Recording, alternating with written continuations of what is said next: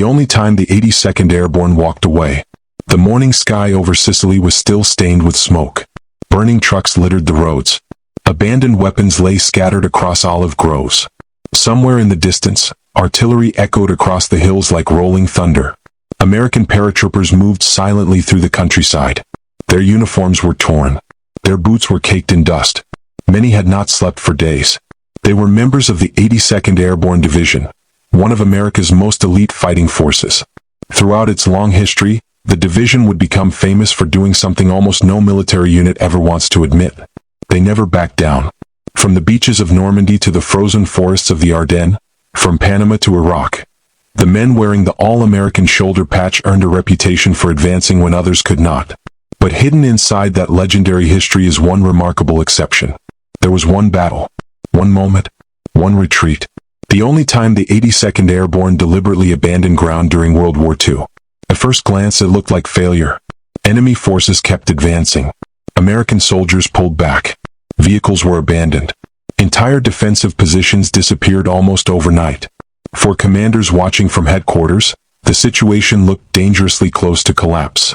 Yet history would later reveal something extraordinary. That retreat wasn't the end of the battle. It was the beginning of one of the greatest tactical victories the division would ever achieve. Military historians still study the decision today, because sometimes, the fastest path to victory begins by moving backward. To understand why, we have to travel back to 1943, long before the division became legendary. Back to the first major airborne invasion in American history.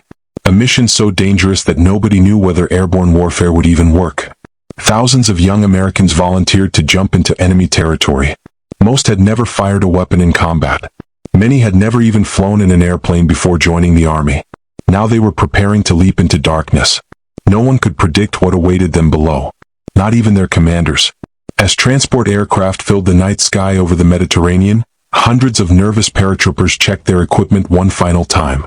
Helmets, weapons, reserve parachutes, letters from home tucked safely inside their uniforms. Many quietly wondered if they would ever see America again.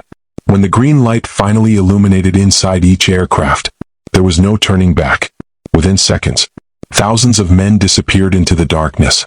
What happened next became one of the most chaotic airborne operations in military history. Strong winds scattered aircraft across Sicily. Pilots became lost.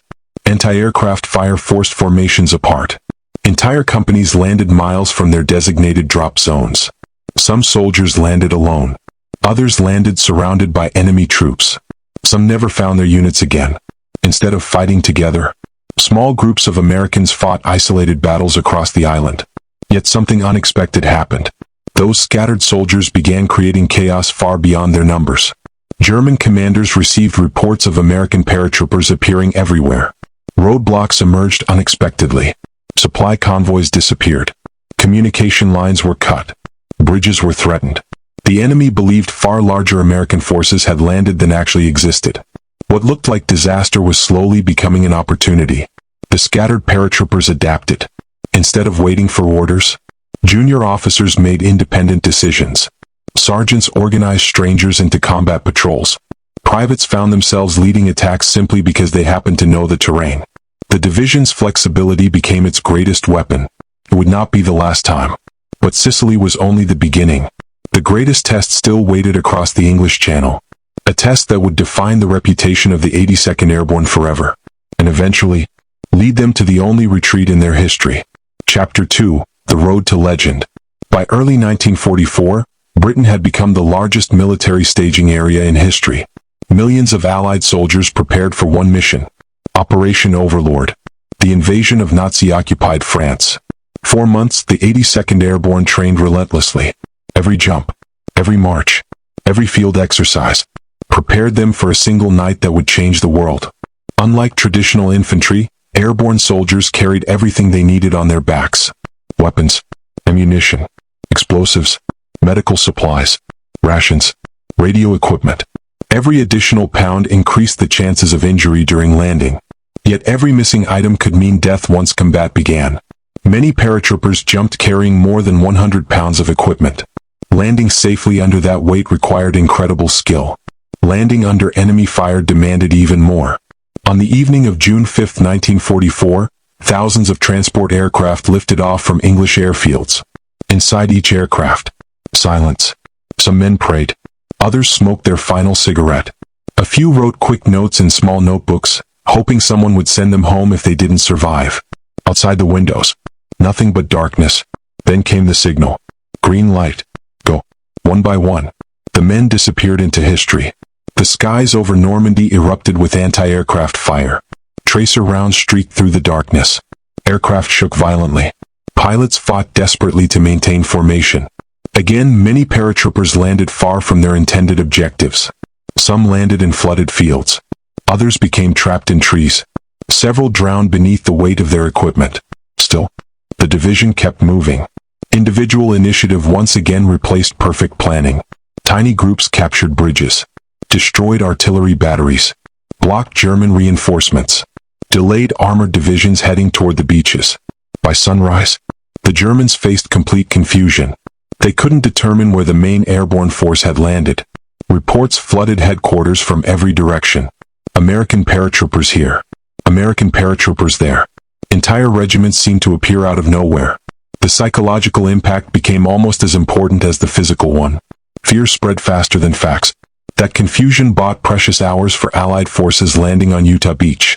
Without those airborne operations, the invasion might have unfolded very differently. The men of the 82nd paid an enormous price. Hundreds became casualties before noon. Friends disappeared. Units shrank dramatically. Yet the mission continued. Every crossroads mattered. Every bridge mattered. Every village mattered. Victory came one objective at a time. Among the countless acts of courage were stories almost impossible to believe. Medics treated wounded soldiers while under direct machine gun fire. Radio operators carried broken equipment across open fields to restore communications. Officers continued leading assaults despite multiple wounds. Ordinary soldiers performed extraordinary acts simply because someone had to. The division's reputation grew rapidly. German commanders began viewing airborne troops as one of the most dangerous threats on the battlefield. Whenever reports mentioned American paratroopers, extra caution followed. That reputation became both an advantage and a burden. Elite units are expected to succeed. Always. Every mission. Every battle. Failure becomes almost unthinkable. But only 3 months after Normandy, the 82nd Airborne would face a battle unlike anything they had experienced before. A battle fought not on beaches, nor in hedgerows, but along rivers, highways, and narrow dikes in the Netherlands. The operation promised to end the war before Christmas. Instead, it became one of the most controversial campaigns of World War II. And hidden inside that campaign was the moment when the 82nd Airborne made a decision almost nobody expected. For the first, and only, time, they would retreat. Chapter 3, Operation Market Garden. By September 1944, the war in Western Europe had changed dramatically. Only 3 months had passed since Allied troops landed on the beaches of Normandy, yet the German army was no longer advancing across Europe. Instead, it was falling back toward its own borders. Cities that had lived under occupation for years were being liberated one after another. Across France and Belgium, people lined the streets to welcome Allied soldiers with flowers, cheers, and American flags. Many believed the war might be over before Christmas.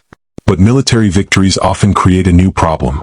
Success can stretch an army farther than its supply lines. The Allied advance had been so rapid that trucks struggled to deliver fuel, ammunition, food, and replacement equipment to the front. Every mile east meant another mile for convoys to travel. Commanders faced a difficult choice: slow down to rebuild logistics or gamble on one decisive operation that might break into Germany before the enemy could reorganize. British Field Marshal Bernard Montgomery proposed that gamble. His plan was ambitious. Instead of attacking along a broad front, Allied forces would launch a narrow spearhead through the Netherlands. Airborne divisions would parachute behind German lines to seize a chain of bridges, while armored columns raced north to link up with them. If everything worked, the Allies would cross the Rhine River, outflank Germany's strongest defensive positions, and open the road into the industrial heartland of the Reich. The operation received two names.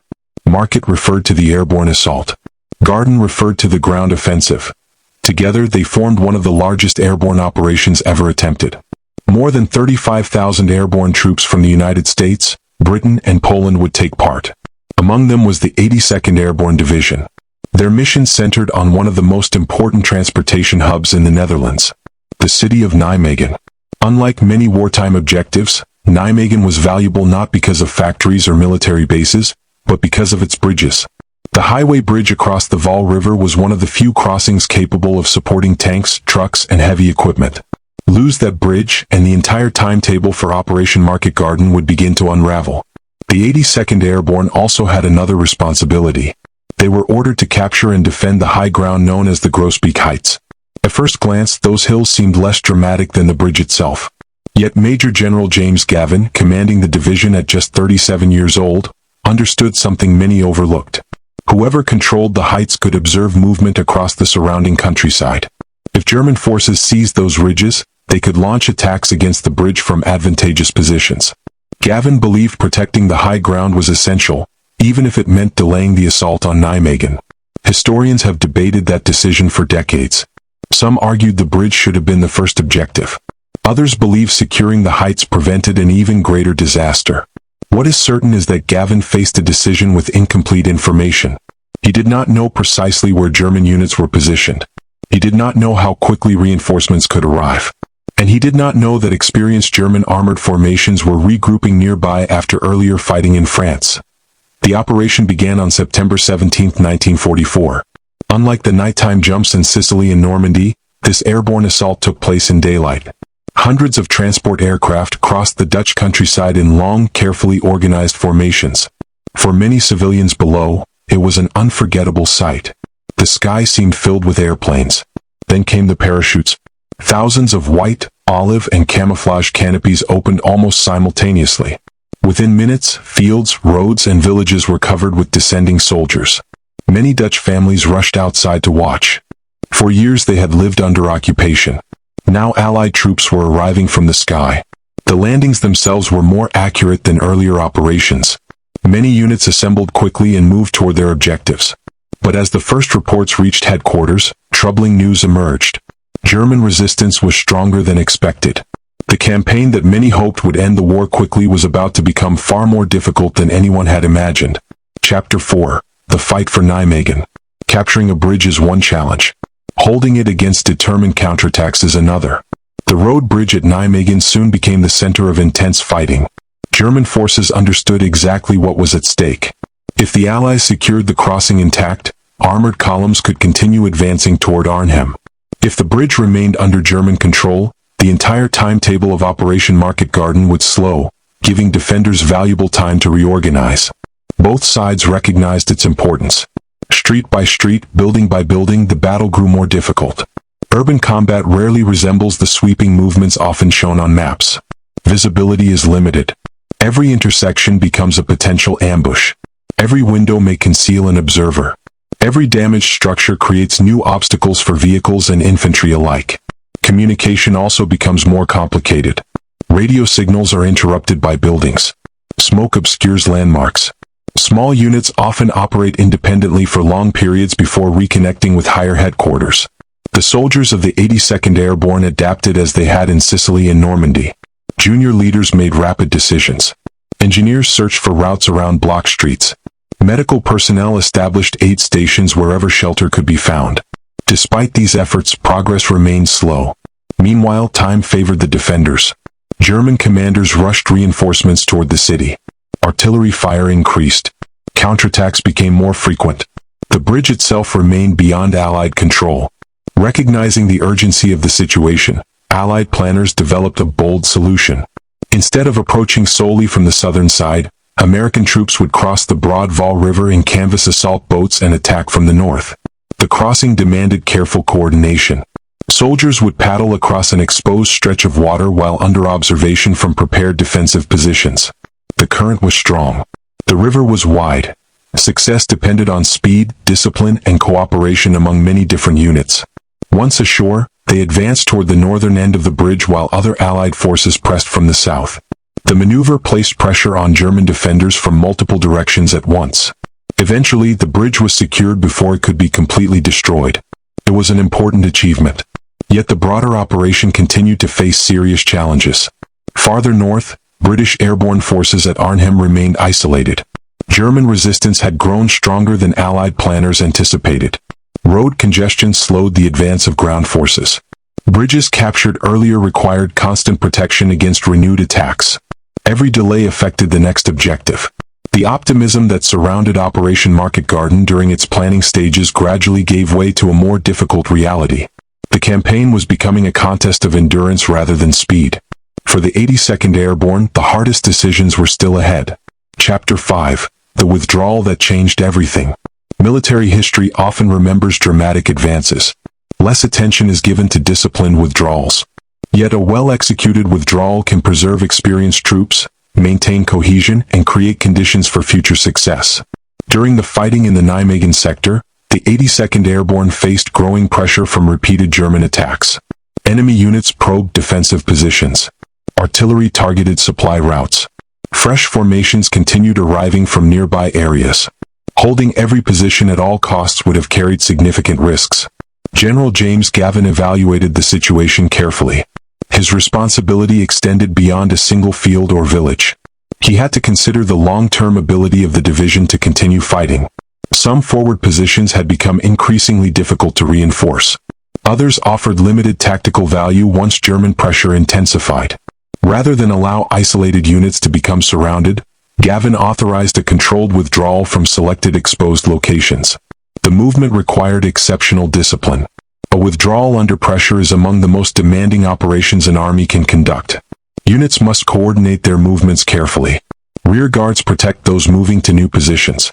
Equipment that cannot be evacuated may need to be destroyed to prevent capture. Communication must remain clear despite confusion and enemy activity. The 82nd Airborne executed the maneuver in an organized manner. This was not a panic. It was not a collapse. It was a deliberate adjustment to a changing battlefield. By shortening their defensive line, the division strengthened its overall position. Supply routes became easier to protect. Artillery support became more effective. Neighboring units could reinforce one another more quickly. German commanders, seeing American troops leave certain forward positions, initially interpreted the movement as evidence that Allied defenses were weakening. They increased pressure, hoping to exploit what appeared to be an opportunity. Instead, they encountered a more concentrated and better prepared defense. The shortened line absorbed repeated attacks while reducing unnecessary exposure. Military historians often point to this episode as an example of operational flexibility. Successful commanders recognize that preserving combat effectiveness sometimes requires giving up terrain that offers little strategic value. Ground can often be regained. Experienced soldiers cannot be replaced so easily. Although Operation Market Garden ultimately fell short of its overall objective, the conduct of the 82nd Airborne demonstrated qualities that would define the division throughout the remainder of the war: adaptability, disciplined leadership, and the ability to adjust plans as conditions changed. The withdrawal itself was not the end of the story. Only a few months later, those same qualities would face an even greater test during one of the most challenging campaigns fought by American forces in Europe. Winter was approaching. Snow would soon blanket the forests of Belgium and Luxembourg. German forces were preparing one final major offensive in the west. The battle that followed would cement the reputation of the 82nd Airborne for generations, and show why the lessons learned during their earlier withdrawal proved so valuable. Chapter 6. The Ardennes Test. By December 1944, winter had settled across Western Europe. Snow covered the forest. Ice hardened the roads. Dense fog and low clouds limited visibility for days at a time. Many Allied commanders believed the German army no longer possessed the strength to launch a major offensive. Their attention had shifted toward preparing for the final push into Germany.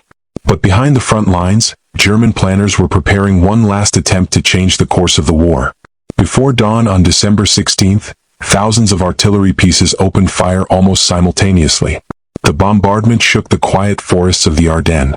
Within minutes, German infantry and armored units began advancing through the snow. The attack achieved complete surprise. Several American positions were quickly overwhelmed. Roads filled with military traffic moving in opposite directions. Refugees fled west while reinforcements raced east.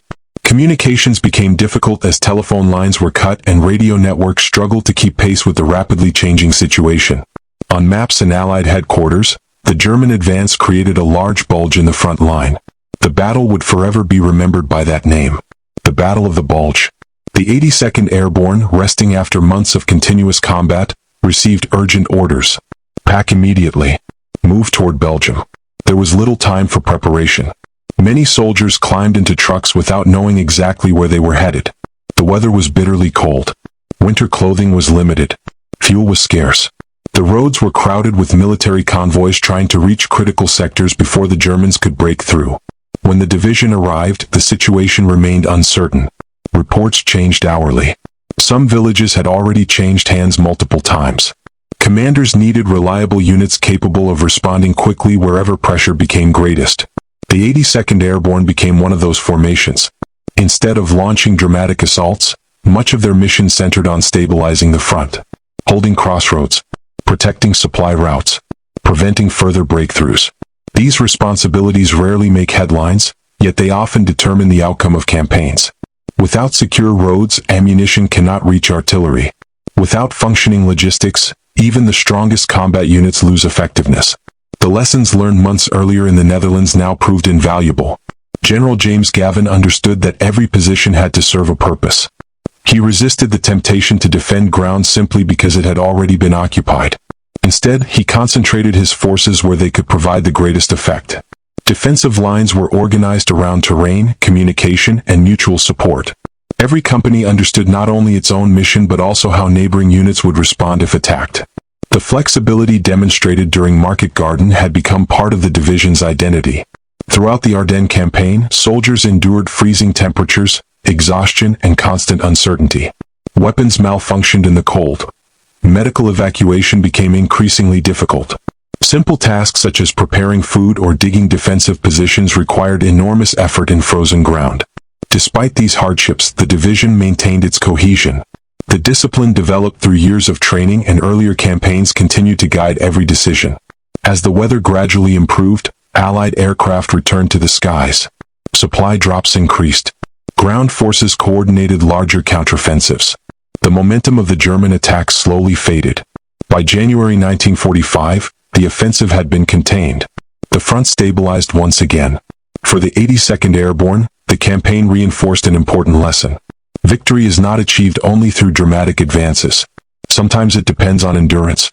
Sometimes it depends on preparation. And sometimes it depends on making difficult decisions before circumstances leave no choice at all. Chapter 7. The lesson of the only retreat. Military organizations often build their reputations around courage, determination, and persistence. The 82nd Airborne certainly earned that reputation. From Sicily, to Normandy, to the Netherlands, to the Ardennes, its soldiers repeatedly accepted missions that demanded extraordinary commitment. Yet one episode stands apart. The controlled withdrawal during Operation Market Garden. For years, some observers viewed it simply as a retreat. Modern military historians often interpret it differently. They see it as an example of disciplined command under pressure. General James Gavin understood that leadership is measured not by refusing to change course, but by recognizing when circumstances require adaptation. Holding every position regardless of cost can satisfy pride. It does not always serve the mission. The withdrawal preserved experienced soldiers who would continue fighting during the final months of the war. It strengthened defensive positions instead of scattering resources across vulnerable ground. Most importantly, it demonstrated that flexibility could be as valuable as determination. Professional military education still emphasizes this principle today. A successful commander balances initiative with restraint, aggression with patience, momentum with sustainability. These ideas are not unique to one division or one battle. They appear throughout military history whenever leaders must make decisions with incomplete information and limited time. For the men of the 82nd Airborne, those lessons were learned under extraordinary conditions. Many were in their early 20s. Some were even younger. They carried responsibilities far beyond their years. Their experiences shaped not only the remainder of the Second World War but also the development of American airborne doctrine in the decades that followed. The division would continue serving in new conflicts across the world. Its organization evolved. Its equipment changed. Generations of soldiers replaced those who fought in Europe. Yet the values associated with the all-American patch remained closely connected to adaptability, professionalism, and disciplined leadership. Yet the values associated with the all-American patch remained closely connected to adaptability, professionalism, and disciplined leadership. The story of the division's only significant wartime withdrawal reminds us that history is often more complex than simple victories or defeats. Battles rarely unfold exactly as planned. Unexpected challenges force leaders to reconsider assumptions. Success often depends on responding intelligently rather than stubbornly. In that sense, the withdrawal was not a contradiction of the 82nd Airborne's legacy. It became part of that legacy, because it illustrated a timeless truth. Sometimes preserving strength today creates the opportunity to succeed tomorrow. Chapter 8. Legacy. Today, visitors walking through former battlefields in Sicily, Normandy, the Netherlands, Belgium, and Germany encounter quiet landscapes. Fields have returned to farming. Roads carry ordinary traffic. Forests that once echoed with artillery now stand in silence. It can be difficult to imagine the uncertainty that once defined those places. Museums preserve uniforms, equipment, photographs, and personal letters. Each artifact represents an individual story rather than an abstract statistic. Young men who left home believing they were serving a cause larger than themselves. Families who waited months for news. Communities whose lives were permanently shaped by the conflict. The history of the 82nd Airborne is not only a story about military operations. It is also a story about preparation, leadership, responsibility, and resilience under extraordinary circumstances. The division's achievements were never the result of a single battle. They emerged from countless decisions made by officers, non-commissioned officers, medics, engineers, radio operators, drivers, and infantrymen working together under conditions few people will ever experience.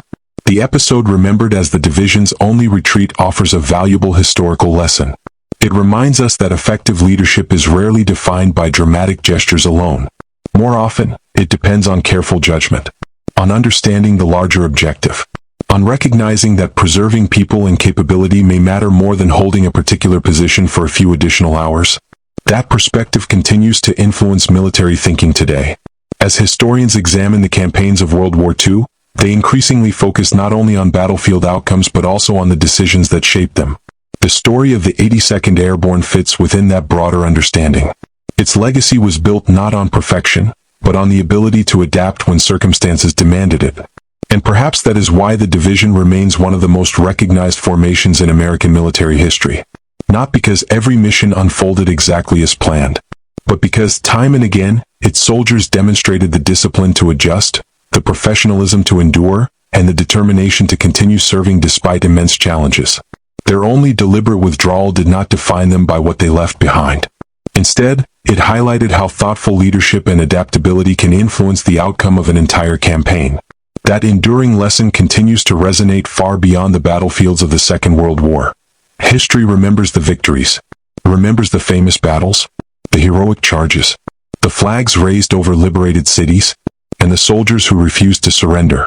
But sometimes the most important decision on a battlefield is not to advance. It's to step back. For more than 80 years, the 82nd Airborne Division has stood as one of America's most recognizable military formations. From the skies over Sicily, to the hedgerows of Normandy, from the frozen forests of Belgium to modern deployments around the world, the men wearing the all-American patch built a reputation for determination, discipline, and resilience. Yet hidden within that long history is a chapter that many people have never heard. A moment when one of America's elite airborne divisions did something that seemed almost impossible. They retreated. Not because they had lost their courage. Not because they had abandoned their mission. But because their commander understood a truth that every experienced military leader eventually learns. Sometimes, holding every inch of ground comes at a greater cost than giving up a carefully chosen position.